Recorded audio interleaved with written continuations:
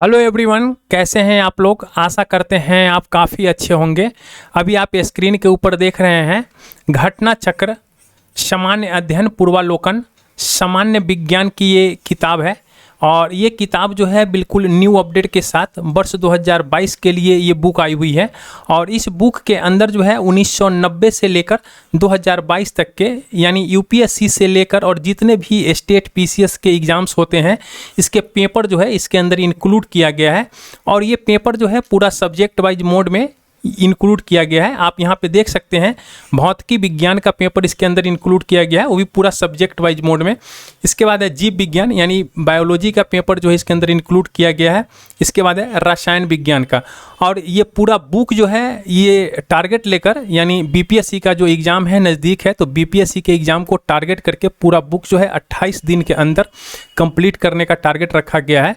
ये बच्चों के डिमांड पे है। बच्चों का कहना है कि सर मैं बुक तो पढ़ लेता हूँ लेकिन इसके रिवीजन नहीं कर पाता हूँ, जिसके कारण मैं काफ़ी कुछ भूल जाता हूँ। तो आप एक ऐसा वीडियो बना दीजिए ताकि मैं इसका बार बार रिवीजन कर सकूं और हमें एग्ज़ाम में इस बुक से काफ़ी फ़ायदा मिल सके। तो मैं आपको बता दूं कि बीपीएससी के एग्ज़ाम्स में इस बुक से साइंस की अगर मैं बात करता हूं तो साइंस जो है 30 क्वेश्चन आते हैं बीपीएससी में। और इसी बुक से आपको पूरा 30 के 30 क्वेश्चन जो है इसी बुक से आपको मिल जाएंगे। अगर आप इस वीडियो को पूरा देखिएगा, पूरा यानी फिजिक्स का, केमिस्ट्री का और बायोलॉजी का, तो आपको एग्ज़ाम्स के अंदर काफ़ी फ़ायदा होगा। तो चलिए बिना समय गंवाए स्टार्ट करते हैं आज का सेशन। और आज जो मैं आपके साथ डिस्कशन करने जा रहा हूँ वो है भौतिकी विज्ञान। भौतिकी विज्ञान के अंदर है यूनिट और यानी मात्रक इकाई, मापक यंत्र एवं पैमाने, यांत्रिकी और गुरुत्व के अधीन गति। ये चार जो है टॉपिक मैं अभी आपके साथ डिस्कशन करूंगा। तो चलिए बिना समय गवाए स्टार्ट करते हैं आज का सेशन। और हाँ, अगर आप अब तक आपने हमारे चैनल को सब्सक्राइब नहीं किया है तो प्लीज़ आप चैनल को सब्सक्राइब कर लीजिए और बेल आइकन को ज़रूर दबा दीजिएगा ताकि मैं जो भी लेटेस्ट वीडियो अपलोड करूं उसका इन्फॉर्मेशन जो है तुरंत आपको मिल जाए। और वीडियो को अंत तक देखा कीजिए और एक लाइक का बटन ज़रूर दबाइएगा। आप लोग लाइक दबाने में कंजूसी करते हैं तो प्लीज़ एक लाइक का बटन ज़रूर दबाइएगा। तो चलिए स्टार्ट करते हैं आज का सेशन। आप यहाँ पे देख सकते हैं ये भौतिकी विज्ञान मात्रक एंड इकाई। मात्रक एंड इकाई जो है ये छोटा सा टॉपिक है लेकिन ये काफ़ी इम्पोर्टेंट टॉपिक है आपके बीपीएससी एग्ज़ाम्स के लिए। यहाँ से आपके 1 या 2 क्वेश्चन जो है ये पूछ लिए जाते हैं। तो सबसे पहले आप इनको समझ लीजिए। सबसे पहले आप इनको समझ लीजिए। ये जो है 7 मूल मात्रक हैं होते हैं, 7 मूल मात्रक होते हैं। और ये है, पहला है लंबाई। लंबाई का होता है ऐसा यूनिट होता है मीटर। द्रव्यमान है इसका किलोग्राम होता है। टाइम का हो जाता है सेकेंड। तापमान का यानी टेम्परेचर का होता है केल्विन। विद्युत धारा का होता है एम्पियर। लुमिनस इंटेंसिटी यानी ज्योति तीव्रता का होता है कैंडेला। और पदार्थ का परिणाम इसका हो जाता है मोल। तो ये आप हैं 7 हैं, आप इसको ध्यान में रखिएगा। ये काफ़ी इंपॉर्टेंट है एग्ज़ाम्स के व्यू से। और ये जो है ये है डिराइव्ड यूनिट है। ये वॉल्यूम तो आप जानते ही होंगे, लेंथ ब्रेथ हाइट होता है। डेंसिटी मास बाई वॉल्यूम हो जाते हैं। और ये है वेलोसिटी यानी डिस्प्लेसमेंट बाई टाइम हो जाते हैं। तो ये सब तो आपको पता ही होगा। तो चलिए हम सीधा क्वेश्चन आंसर पे चलते हैं और क्वेश्चन आंसर को सबसे पहले हम लोग देखते हैं। ये काफ़ी इंपॉर्टेंट है क्वेश्चन आंसर हमारे एग्जाम्स के लिए। तो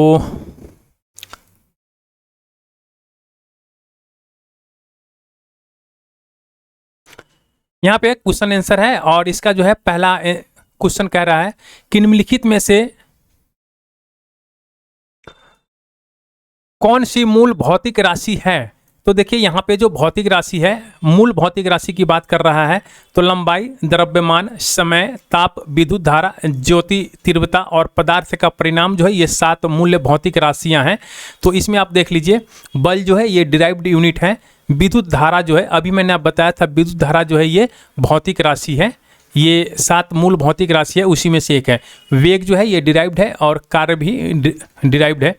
अगला कह रहा है कि शक्ति का मात्रक क्या है। तो शक्ति का मात्रक जो है ये वाट है यानी power. Power is equal to होता है वर्क डन बाई टाइम।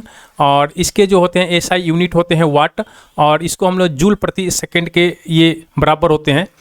अगला क्वेश्चन है, कह रहा है कि विद्युत शक्ति की इकाई क्या है? तो विद्युत शक्ति की इकाई जो है ये वाट है। अगला क्वेश्चन है, कह रहा है कि बल का मात्रक क्या है? तो बल का मात्रक जो होता है न्यूटन होता है, यह आप लोग बचपन से जानते होंगे। और बल का जो डिफिनेशन होता है, यानी बल का जो एसआई मात्रक होता है ये न्यूटन होता है, और न्यूटन को हम लोग किलोग्राम मीटर पर सेकंड स्क्वायर भी कहते हैं। तो आप इसको ध्यान में रखिएगा, ये दोनों कभी कभी दे देता है तो बच्चे कंफ्यूज हो जाते हैं। अगर न्यूटन नहीं देकर ये दे देता है तो बच्चे कंफ्यूज हो जाते हैं, इसीलिए इसको आप ध्यान में रखिएगा। अगर ये ध्यान में नहीं है तो ये अगर आपको ध्यान में F=m में, तो आप यहाँ से भी मतलब यूनिट जो है डिराइव्ड कर सकते हैं। अगला क्वेश्चन है, कह रहा है कि कार्य का मात्रक क्या है? तो कार्य का मात्रक जो है ये जूल होता है। अगला क्वेश्चन है, आवृत्ति यानी फ्रीक्वेंसी को मापा जाता है, तो फ्रीक्वेंसी को जो है हर्ट्ज में मापा जाता है। देखिए, ये मनुष्य का जो सुनने का शक्ति होता है, जो 20 हर्ट्ज से लेकर 20,000 हर्ट्ज की फ्रीक्वेंसी तक मनुष्य जो है सुन सकता है। हर्ट्ज में क्या मापा जाता है? तो ये फ्रीक्वेंसी यानी आवृत्ति मापा जाता है। चालक की वैद्युत प्रतिरोधकता की इकाई है। यहाँ पे जो है ये इलेक्ट्रिकल रेसिस्टिविटी की बात कर रहा है, यानी वैद्युत प्रतिरोधकता की बात कर रहा है। तो इसका जो यूनिट होता है, एसआई यूनिट होता है, ये होता है ओम मीटर होता है इसका एसआई यूनिट। आप इसको ध्यान में रखिएगा। और वैद्युत प्रतिरोधकता का जो फार्मूला होता है ये होता है। तो आप इन सबों को ध्यान में रखिएगा। अगला क्वेश्चन है, कह रहा है कि ओम मीटर मात्रक है। अभी हमने आपको बताया है कि प्रतिरोधकता का ये ओम मीटर जो है मात्रक है। प्रकाश वर्ष इकाई है। तो प्रकाश वर्ष जो है ये डिस्टेंस मेजरमेंट के लिए ये इकाई है। और एक प्रकाश वर्ष की जो वैल्यू होती है ये 9.46 × 10⁻15 मीटर होता है। एक प्रकाश वर्ष का जो वैल्यू होता है। प्रकाश वर्ष मात्रक है, तो प्रकाश वर्ष जो है ये दूरी का मात्रक है। प्रकाश वर्ष होता है, तो प्रकाश वर्ष जो होता है प्रकाश द्वारा जो है एक वर्ष में चली गई दूरी जो होते हैं उसी को हम लोग मेजर करते हैं। प्रकाश वर्ष निम्नलिखित की इकाई है, तो ये है डिस्टेंस। प्रकाश वर्ष मात्रक है, तो ये है दूरी का। प्रकाश वर्ष है, प्रकाश वर्ष क्या है? तो वह दूरी जो प्रकाश एक वर्ष में तय करता है। देखिए, प्रकाश वर्ष क्या है? वह दूरी है, वह डिस्टेंस है जो प्रकाश जो है एक वर्ष में तय करता है। खगोलीय दूरियां प्रकाश वर्ष में मापे जाने का कारण निम्नलिखित में से कौन सा है? तो ये है प्रकाश की गति सदैव एक समान होती है। अगला क्वेश्चन है, कह रहा है कि एक पारसेक तारों संबंधी दूरियां मापने का मात्रक बराबर है। तो एक पारसेक की जो वैल्यू होती है ये 3 × 10⁻16 मीटर होता है। और अगर हम लोग इसको बात कर लेते हैं एक पारसेक को, तो ये होता है 3.262 प्रकाश वर्ष। तो हमारा यहाँ पे दिया हुआ है 3 ये प्रकाश वर्ष दिया हुआ है, तो इसके ऑप्शन हो जाएंगे बी। आप इन तीनों को डाटा को याद कर लीजिएगा। एक पारसेक की वैल्यू जो होती है ये 3 × 10⁻16 मीटर होता है। और एक प्रकाश वर्ष यानी 9.46 × 10⁻15 मीटर होता है, ये मैंने ऊपर ही बताया था। और 1 पारसेक = 3.262 प्रकाश वर्ष होता है। अगला क्वेश्चन है, कह रहा है कि पारसेक जो है मात्रक है, तो ये है दूरी मेजरमेंट के लिए पारसेक हम लोग इस्तेमाल करते हैं। कह रहा है कि माप की कौन सी इकाई को 0.39 से गुना करने पर इंच प्राप्त होता है? तो इंच प्राप्त होता है सेंटीमीटर। देखिए, सेंटीमीटर को देखिए 1 सेंटीमीटर = होता है 0.39 इंच। आप इसको याद कर लीजिए। 1 सेंटीमीटर की वैल्यू कितनी होती है? 0.39 इंच होता है। अतः सेंटीमीटर इकाई में 0.39 से गुना करने पर इंच प्राप्त होता है। अगला क्वेश्चन है, कह रहा है कि 6 फीट लंबे व्यक्ति की ऊंचाई नैनोमीटर में कैसे व्यक्त की जाएगी? तो देखिए, 6 फीट 1 नैनोमीटर की जो वैल्यू होती है ये 10⁻⁹ मीटर होता है। और 1 फीट = होता है 0.305 मीटर होता है। इसमें जो मेन डाटा है वो आप ये इसको याद कर लीजिए। 1 नैनोमीटर की वैल्यू जो होती है 10⁻⁹ मीटर होता है। और 1 फीट की जो वैल्यू होती है ये 0.3 0.05 मीटर होता है। जब इसको हम लोग चेंज करते हैं यानी 1 मीटर इज इक्वल टू होता है 10⁻9 नैनोमीटर। ये होता है 1 मीटर की जो वैल्यू होती है 10⁻9 नैनोमीटर होता है। और यहाँ पे जब हम लोग इसकी वैल्यू पुट करेंगे तो यहाँ पे जब हम लोग इसको 10⁻9 नैनोमीटर इस तरह जब इसको पुट करेंगे यहाँ पे मीटर को हटाकर, तो ये हो जाएगा इस तरह, कुछ ऐसा आएगा। जब हम लोग इसको सॉल्व करेंगे तो ये आएगा 30.5 इंटू 10⁻7 नैनोमीटर। और 1 फीट की वैल्यू होती है इतनी, तो पूछ रहा है 6 फीट की वैल्यू, तो 6 फीट इसे मल्टीप्लाई कर देंगे तो 183 इंटू 10⁻7 ये आ जाएगा। तो आप इसको एक बार कर लीजिएगा, क्योंकि मैं भी कहीं एग्जाम्स में आ जाए तो फिर आप कंफ्यूज होइएगा वहाँ पे। 1 नैनोमीटर होता है, 1 नैनोमीटर जो होता है, देखिए अभी मैंने आपको बताया था ऊपर में कि 1 नैनोमीटर तो होता है 10⁻9 मीटर होता है। अगर यहाँ पे दिया हुआ है सेंटीमीटर में, तो सेंटीमीटर में आपको कन्वर्ट आना चाहिए करने की 1 मीटर इज इक्वल टू होता है 100 सेंटीमीटर होता है। अब यहाँ पे सेंटीमीटर में पूछ रहा है तो आप यहाँ पे मीटर की जगह सेंटीमीटर का वैल्यू डाल दीजिए, यानी 1 मीटर की वैल्यू जो होती है 100 होता है, तो ये हो जाएगा 10⁻7 सेंटीमीटर। तो ये हो जाएंगे आपके बी। अगला क्वेश्चन है, कह रहा है कि 1 नैनोमीटर बराबर है, तो 1 नैनोमीटर जो होता है 10⁻9 मीटर के बराबर है। एम्पियर मापने की इकाई क्या है, तो एम्पियर जो है ये विद्युत धारा। अगला क्वेश्चन है, कह रहा है कि मेगावाट बिजली के नापने की इकाई है जो उत्पादित की जाती है। देखिए किलोवाट आवर जो होते हैं ना, ये होते हैं, देखिए मेगावाट बिजली के नापने की इकाई है जो विद्युत उत्पादन केंद्र में उत्पन्न की जाती है। तो देखिए जहाँ पे बिजली का प्रोडक्शन होता है वहाँ पे हम लोग किस में मेजर करते हैं, मेगावाट में। और जो हमारे घर के अंदर जो यूज होता है वो हम लोग इस्तेमाल करते हैं किलोवाट आवर में। जो हमारा यूनिट आता है वो किलोवाट आवर में आता है, यानी 1 यूनिट की वैल्यू जो होती है ये किलोवाट आवर के में हम लोग कैलकुलेट करते हैं, जो घर के अंदर हमारा बिजली खपत होता है। और जो प्रोडक्शन होता है वो मेगावाट में हम लोग, तो यहाँ पे उत्पादित की जाती है तो मेगावाट में। आप इसको ध्यान में रखिएगा सिर्फ। और 1 मेगावाट की वैल्यू क्या होती है, 10⁻6 मिलियन वाट। आप इसको भी ध्यान में रखिएगा। देखिए यहाँ पे कह रहा है कि भौतिक राशि है और यहाँ पे यूनिट दिया हुआ है और इसको जो है मिलान करना है। तो आइए हम लोग देख लेते हैं यहाँ पे डायरेक्ट। देखिए अगर हम लोग त्वरण की बात करते हैं, एक्सीलरेशन की बात करते हैं, तो इसका हो जाता है मीटर पर सेकंड स्क्वायर। इसमें नहीं दिया हुआ, अच्छा से यहीं से देख लेते हैं। देखिए त्वरण की बात करते हैं तो मीटर पर सेकंड स्क्वायर हो जाता है। तो देखिए इसका हो जाएगा 4, है ना, ए का 4 हो जाएगा। बल का हो जाता है न्यूटन, बल का हो जाता है न्यूटन, तो ये हो जाएगा। कार्य का हो जाता है जूल, जूल हो जाता है कार्य का। और आवेग का हो जाता है न्यूटन सेकंड। तो इस तरह से यहाँ पे देखिए कौन सा है।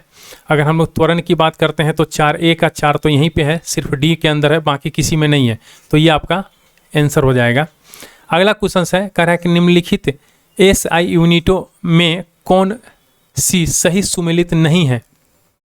तो देखिए ये दाब जो होता है ना, दाब का डाइन होता है। देखिए यहाँ पे एसआई यूनिट की बात कर रहा है, एसआई यूनिट की बात कर रहा है। तो एसआई मात्रक जो होता है दाब का, प्रेशर का जो होता है पास्कल हो जाता है। प्रेशर का एसआई यूनिट क्या होता है, पास्कल होता है। और सीजीएस प्रणाली में बल का मात्रक जो होता है वो डाइन होता है, यानी बल का एसआई यूनिट क्या है, न्यूटन है। और ये सीजीएस प्रणाली में जो होता है ये डाइन होता है।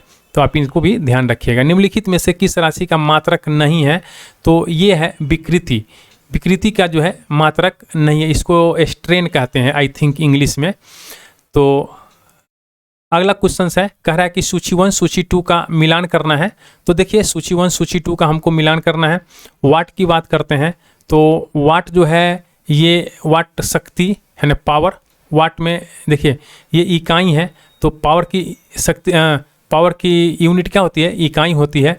और नॉट जो होती है, नॉट जो होती है ये समुद्री जहाज की,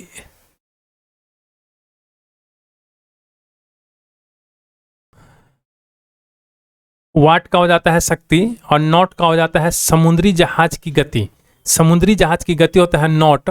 और नॉटिकल मील जो होता है ये नौ संचालन की गति होती है। कैलोरी जो होता है ये ऊष्मा के अंदर हो जाता है। तो आप इनको जो है एक बार ध्यान दीजिएगा। तो इस तरह से इसका आंसर जो हो जाएगा वो सी हो जाएगा। अगला क्वेश्चन है, कह रहा है कि जूल, एम्पियर, वाट, वोल्ट और कैलोरी, ये इसका जो हमें सुमेलित करना है। तो देखिए अगर हम लोग यहाँ पे देख लें, देखिए जूल कार्य एवं ऊर्जा का जो मात्रक है, जूल जो है, जूल कार्य और ऊर्जा का मात्रक है। एम्पियर जो है, एम्पियर,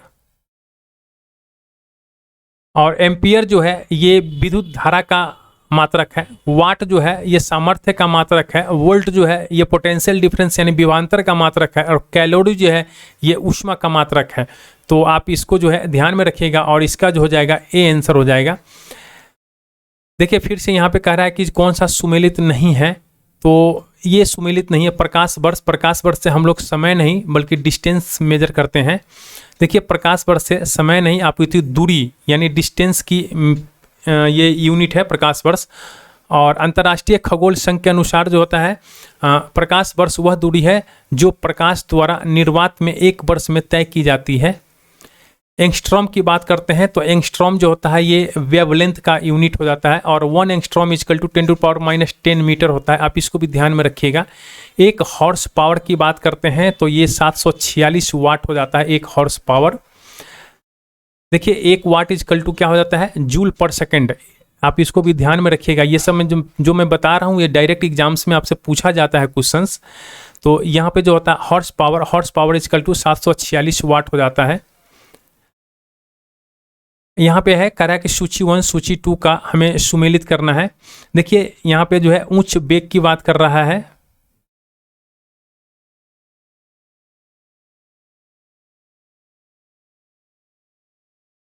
देखिए यहाँ पे ये उच्च वेग की बात कर रहा है तो उच्च वेग जो होता है ये मैक से हम लोग मेजर करते हैं। वेवलेंथ की बात करता है तो वेवलेंथ जो होता है ये एंगस्ट्रॉम से अभी हमने देखा है। प्रेशर जो होता है ये पास्कल इसका ऐसा यूनिट है और ऊर्जा का जूल हो जाता है ऐसा यूनिट। यानी ये सिलसिलेवार ढंग से ये पूरा मैच्ड है तो ये हो जाएंगे इसके। आप यहाँ पे अच्छा तरह से नहीं समझाया हुआ है। देखिए जूल ऊर्जा से उसी तरह संबंधित है जैसे पास्कल। तो पास्कल जो होता है ये किसका है, तो पास्कल जो होता है दबाव का, यानी प्रेशर का पास्कल और ऊर्जा का जूल। 1 माइक्रोन बराबर है तो देखिए 1 माइक्रो की वैल्यू होती है 10⁻⁻6 मीटर। यहाँ आप देख सकते हैं 1 माइक्रो की वैल्यू होती है 10⁻⁻6 मीटर और ये हमारा जो है मिलीमीटर में दिया हुआ है। तो हम इसको मिलीमीटर में चेंज कर लेंगे। जैसे ही मिलीमीटर में चेंज करेंगे तो इसका ये आंसर हो जाएगा। कह रहा है कि 1 माइक्रोन लंबाई प्रदर्शित करता है 10⁻⁻6। देखिए अब यहाँ पे बताया, हमने आपको बताया था कि 1 माइक्रोन की वैल्यू जो होती है 10⁻⁻6 मीटर है, लेकिन यहाँ पे कोई सेंटीमीटर में दिया हुआ है या फिर मीटर में दिया। तो मीटर में तो ये नहीं होगा, अब सेंटीमीटर में हम लोग चेक कर लेते हैं या फिर मिलीमीटर में। तो अभी आप जब सेंटीमीटर में, जब मीटर में अगर यहाँ पे माइनस में वैल्यू है और मीटर में इसका यूनिट है तो आप उसको सेंटीमीटर में जैसे ही कन्वर्ट करेंगे तो यहाँ पे आप 2 जो है कम कर दीजिए तो ये हो जाता है -4, यानी इसका आंसर हो जाएगा बी। अगला क्वेश्चन है, कह रहा है कि निम्नलिखित में से कौन सा एक सुमेलित नहीं है। तो देखिए ये सुमेलित नहीं है। अगर हम लोग सुमेलित की बात करते हैं तो डेसिबल जो होता है ये हो जाता है साउंड यानी ध्वनि की प्रबलता की इकाई होती है डेसिबल। अश्व शक्ति की बात करते हैं हॉर्स पावर की, तो ये होता है शक्ति की इकाई होती है। समुद्री मील की बात करते हैं तो नौ संचालन में दूरी की इकाई है। सेल्सियस जो होता है ये ऊष्मा की इकाई, ये ऊष्मा की इकाई जो है ये नहीं है। देखिए ये होती है टेम्परेचर की इकाई। हम लोग कहते हैं ना इतना डिग्री सेल्सियस ये टेम्परेचर है। और ये जो होता है ये हीट है, हीट। तो हीट की जो ऊर्जा होती है देखिए कैलोरी, हीट की जो होती है कैलोरी होती है। देखिए सेल्सियस ताप मापने के मात्रक है और हीट जो है ये कैलोरी होता है। इसका मात्रक जो होता है हीट का कैलोरी होता है। और नौ संचालन में प्रयुक्त दूरी को मापने के लिए समुद्री मील का हम लोग इस्तेमाल करते हैं। शक्ति का मात्रक जो होता है जूल पर सेकंड होता है, जिसे हम लोग वाट भी कहते हैं। 1 हॉर्स पावर की वैल्यू जो होती है 746 वाट होता है। और ध्वनि जो होता है ये डेसिबल में इसको हम लोग मेजर करते हैं। निम्नलिखित में से कौन सी एक ऊष्मा की इकाई नहीं है। तो देखिए ऊष्मा की इकाई जो होती है ये वाट जो है ऊष्मा की इकाई नहीं है। 1 वाट की वैल्यू जो होती है कितना होती है, joule per second. 1 watt equal to 1 joule per second होती है। ऊष्मा की इकाई निम्नलिखित में से कौन नहीं है, तो ऊष्मा की इकाई जो है ये सेंटीग्रेड नहीं है, सेंटीग्रेड तो टेम्परेचर मेजरमेंट के लिए होता है ना। अगला क्वेश्चन से कह रहा है कि 1 किलोमीटर दूरी का तात्पर्य है, तो 1 किलोमीटर दूरी यानी 1000 मीटर के बराबर होता है।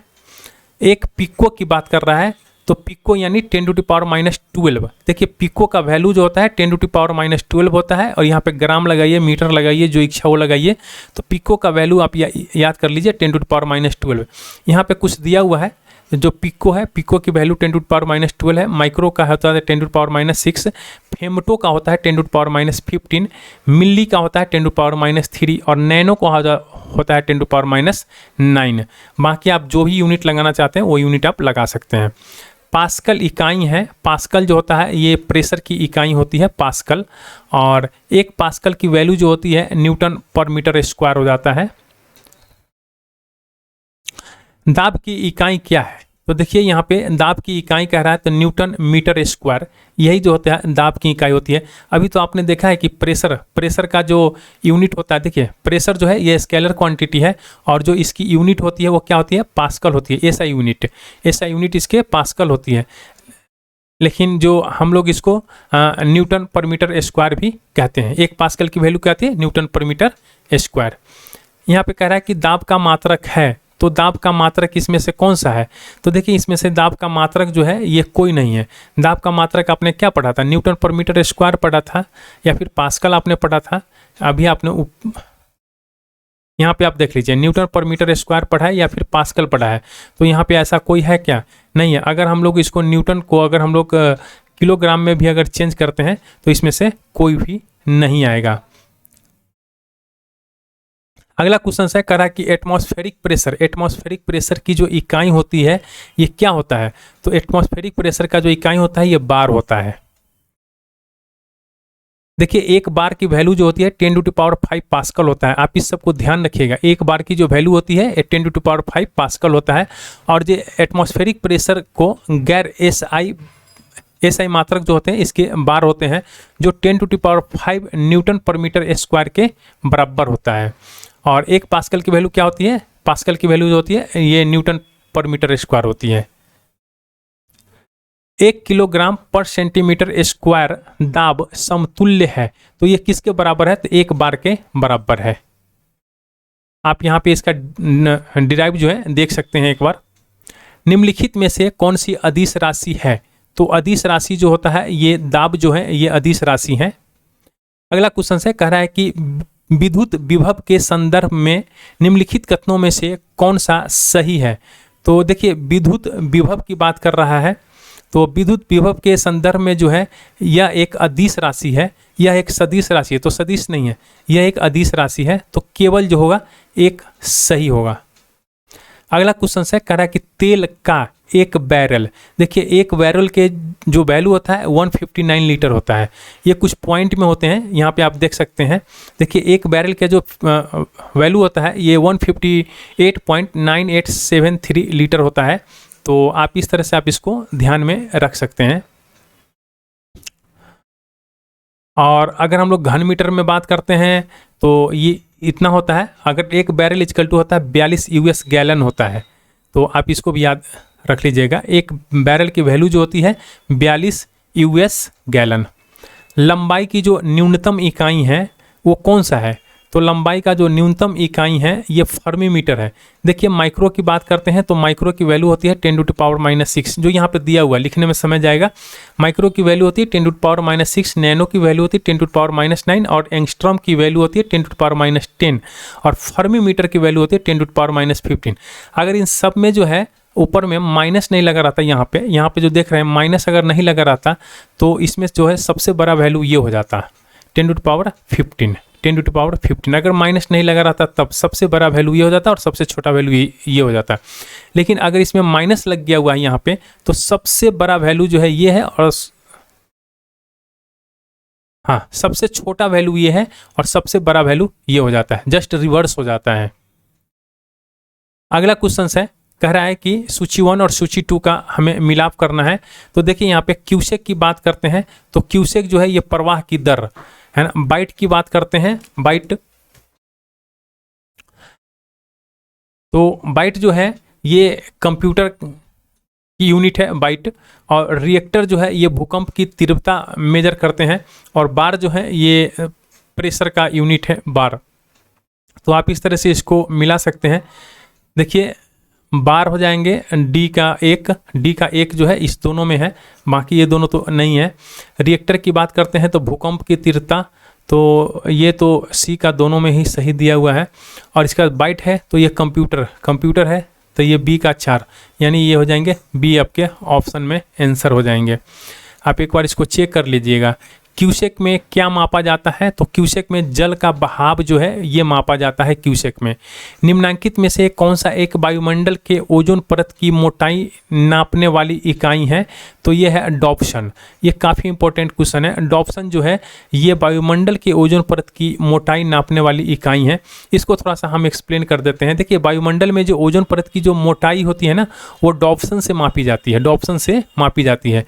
एक डॉप्सन इकाई मानक ताप और दाब पर 10 माइक्रोमीटर ओजोन परत को व्यक्त करती है। यानी एक डॉप्सन इकाई की वैल्यू जो होती है 2.69 इंटू 10⁻20 ओजोन अणु प्रति वर्ग मीटर के समतुल्य होती है।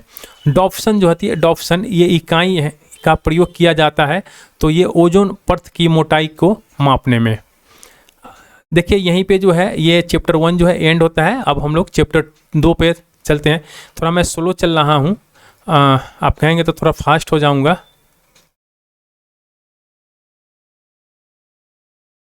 चैप्टर 2 जो है ये मापक यंत्र और पैमाने हैं। तो चलिए हम लोग सबसे पहले इसका क्वेश्चंस देख लेते हैं फटाफट। देखिए चैप्टर 1 के अंदर जो पहला क्वेश्चन है, पहला क्वेश्चन कह रहा है कि सोनार निम्नलिखित द्वारा प्रयोग किया जाता है। तो देखिए सोनार का जब हम लोग फुल फॉर्म देखते हैं तभी हमें समझ में आएगा कि ये किसके लिए हम लोग इस्तेमाल करते हैं। सोनार का जो फुल फॉर्म होता है साउंड नेविगेशन एंड रैंकिंग। ये काफ़ी बार एग्जाम्स में देखा गया क्वेश्चन है ये, तो आप इसको बाय हार्ट याद कर लीजिएगा।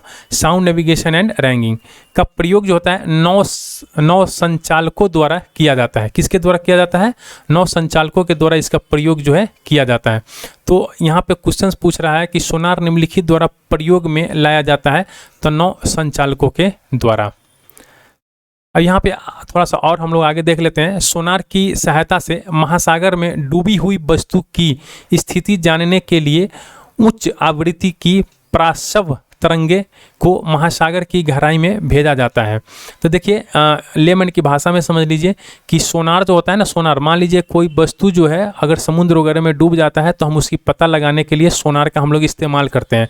और इसके अंदर जो हम लोग रे इस्तेमाल करते हैं वो है प्रासव रे, जो सोनार के माध्यम सोनार के सहायता से भेजा जाता है। ये तरंगे उस वस्तु से टकराकर और प्रतिध्वनि के रूप में लौट आती है, जिसकी सहायता से महासागर में डूबी हुई वस्तु की वास्तविक स्थिति की जानकारी हमें मिल जाती है।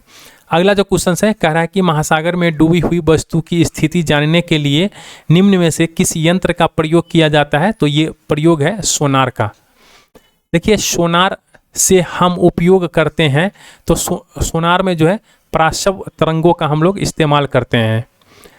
ध्वनि की तीव्रता मापने वाला यंत्र है। तो देखिए ध्वनि की तीव्रता कह रहा है यहाँ पे, ध्वनि की तीव्रता जो है ये ऑडियोमीटर से हम लोग मेजर करते हैं। तो इसको थोड़ा सा देख लेते हैं। ऑडियोमीटर द्वारा ध्वनि की तीव्रता का मापन किया जाता है, जबकि एनीमोमीटर, देखिए यहाँ पे दिया हुआ है एनीमोमीटर से वायु के वेग हम लोग मेजर करते हैं। वायु के वेग एनीमोमीटर, ऑडियोमीटर से ध्वनि की तीव्रता, और क्रोनोमीटर एक ऐसा उपकरण है जो तापमान, आर्द्रता, वायु दाब आदि में परिवर्तन के बावजूद समय पर पूर्ण परिशुद्धता के साथ मापन करता है। और इसके बाद है ऑडियो फोन की बात करते हैं। तो ऑडियो फोन जो है ये दोष युक्त श्रवण शक्ति में सुधार लाने के लिए प्रयोग किया जाने वाला उपकरण है। अगला क्वेश्चन है एनीमोमीटर। एनीमोमीटर निम्नलिखित में से किसका मापन किया जाता है? तो एनीमोमीटर जो है पवन वेग, यानी अभी बोले थे वायु की गति को मापने के लिए हम लोग एनीमोमीटर का इस्तेमाल करते हैं। वायु की गति निम्नलिखित के द्वारा मापी जाती है, तो ये एनीमोमीटर के द्वारा मापी जाती है। अगला क्वेश्चन है, देखिए इसको भी एक बार देख लेते हैं। एनीमोमीटर द्वारा हम लोग वायु की गति मापते हैं। वायुमंडलीय दाब को मापने के लिए हम लोग बैरोमीटर का इस्तेमाल करते हैं। हाइड्रोमीटर से हम लोग द्रव्य या फिर जल का डेंसिटी यानी घनत्व हम लोग मापते हैं। हाइड्रोमीटर, देखिए यहाँ पे ये तो बड़ा कन्फ्यूजन करता है बच्चों में, हाइड्रो और हाइग्रो। आप आगे देखेंगे हाइड्रो और हाइग्रो मिलेगा आपको, तो आप यहाँ यहीं पे इसको याद कर लीजिए। हाइड्रोमीटर से हम लोग द्रव्य या फिर जल कि हम लोग डेंसिटी को मेजर करते हैं। निम्नलिखित में से कौन सुमेलित नहीं है? तो देखिए यहाँ पे कह रहा है कि कौन सुमेलित नहीं है। तो देखिए ये जो है ना, टैक्योमीटर और दबांतर, ये सुमेलित नहीं है। तो सुमेलित कौन कौन है? तो देखिए एनीमोमीटर से हम लोग वायु की गति मापते हैं, अमीटर से हम लोग विद्युत धारा मापते हैं, पायरोमीटर से हाई टेम्परेचर को मेजर करते हैं। तो यहाँ पे देखिए टैक्योमीटर की बात कर रहा है, तो टैक्योमीटर एक प्रकार का सर्वेक्षण उपकरण है।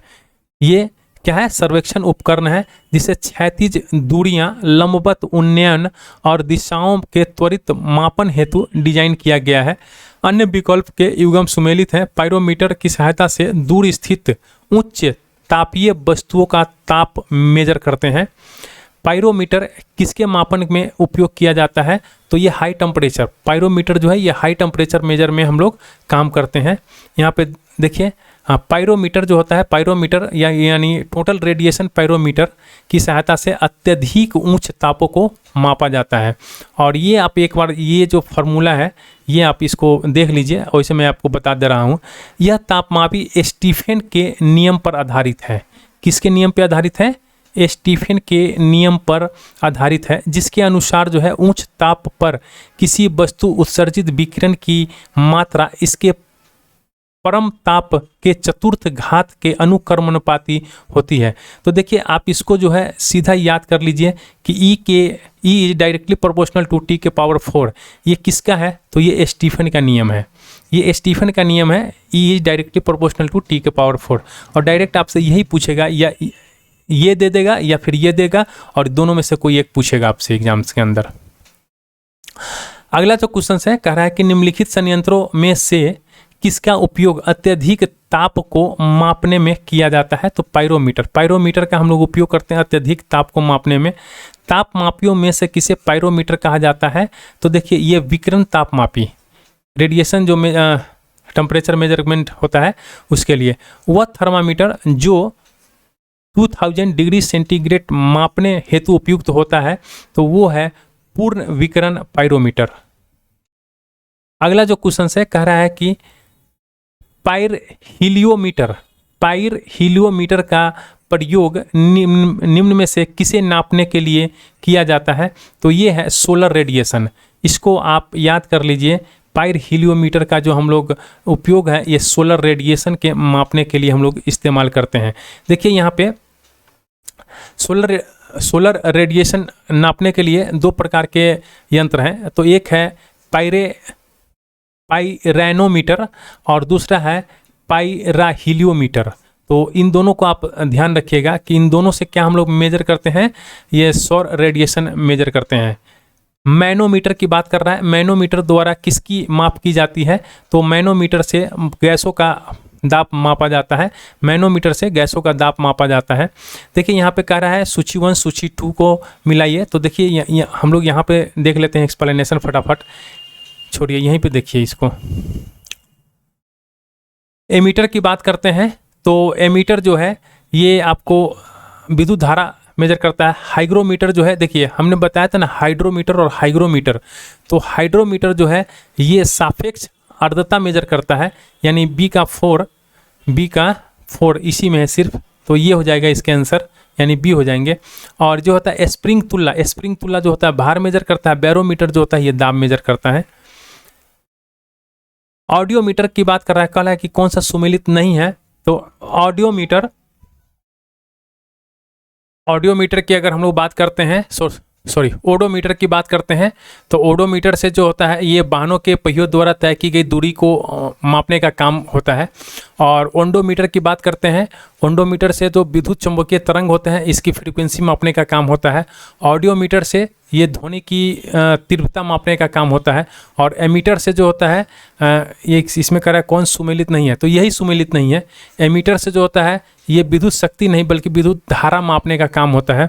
देखिए एमीटर से जो होता है विद्युत धारा मापने का काम होता है, ना कि विद्युत शक्ति। अगला क्वेश्चन है, कह रहा है कि विद्युत धारा निम्न में से किस उपकरण से मापी जाती है, तो एमीटर से मापी जाती है। और पोटेंशियोमीटर से ईएमएफ पोटेंशियोमीटर किसी सेल के ईएमएफ का मापन करने वाला उपकरण है। पोटेंशियोमीटर से हम लोग ईएमएफ मेजर करते हैं। वायुमंडलीय दाब को मापने में यंत्र का उपयोग किया जाता है, तो ये है बैरोमीटर। देखिए यहाँ पे वायुमंडलीय दाब को मापने के लिए हम लोग बैरोमीटर का उपयोग करते हैं। बैरोमीटर पारे का अचानक नीचे आ जाना तूफानी मौसम का संकेत देता है। यानी बैरोमीटर का जो पारा है वो अगर अचानक नीचे आ जाता है तो किसका इंडिकेशन देता है, तूफानी मौसम का। अगला क्वेश्चन है, कह रहा है कि साधारण बैरोमीटर से कौन सा द्रव प्रयोग होता है, तो देखिए इसमें जो होता है इसका हम लोग एक्सप्लेनेशन देख लेते हैं। बैरोमीटर या वायु दाब मापी एक यंत्र है जिसकी सहायता से वायुमंडल के दाब को मापा जाता है।